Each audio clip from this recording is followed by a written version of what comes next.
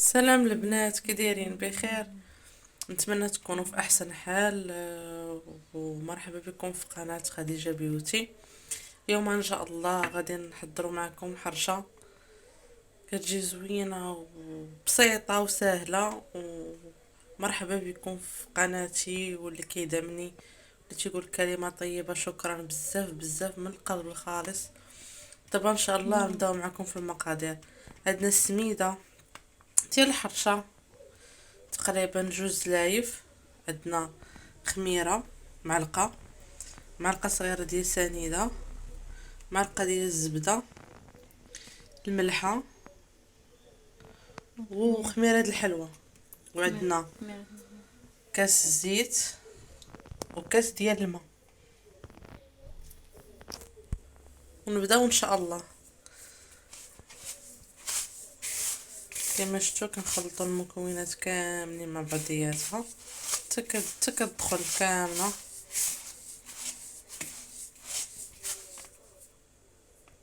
نديرو الزيت،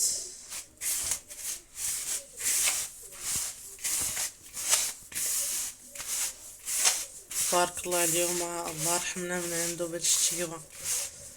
بارك الله يا ربي، بعد عنا على قد نفع يا ربي. كنبداو نضيفو بشويه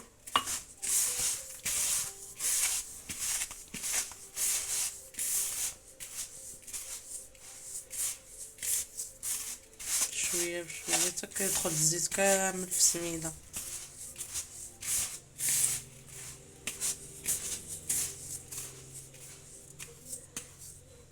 ونحيد التكريسه.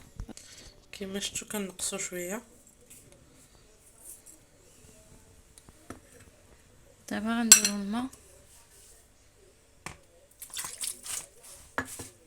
حتى الماء كنبقاو نضيفوه بشويه بشويه حتى كتجمع السميده كامله.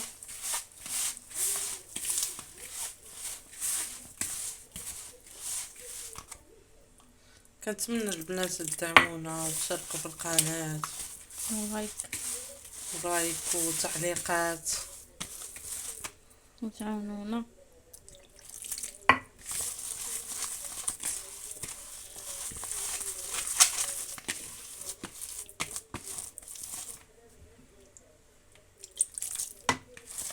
كيما شفتوا البنات هاهي كتقدمها فيها.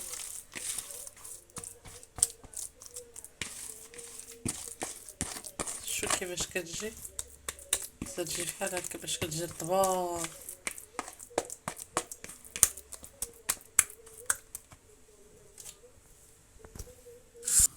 هانتوما كتشوفوا البنات كنديروا شويه سميده تحت،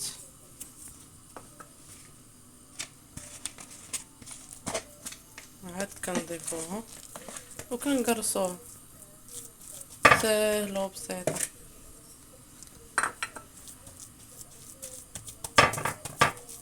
هاد البرد هذا ماشي كويسات، كتجي زوينه.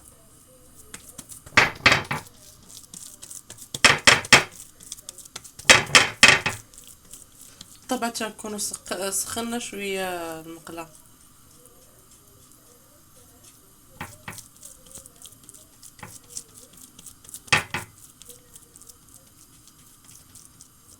نديروها فوق البوطه، نديرو فوق السميده ديك هي اللي نقصنا.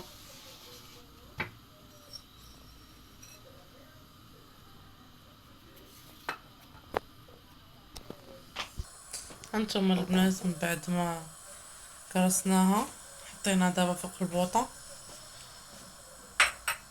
تبقى هكا حتى طيب الجهه التحتانيه وان شاء الله نقلبوها وانتوما معانا.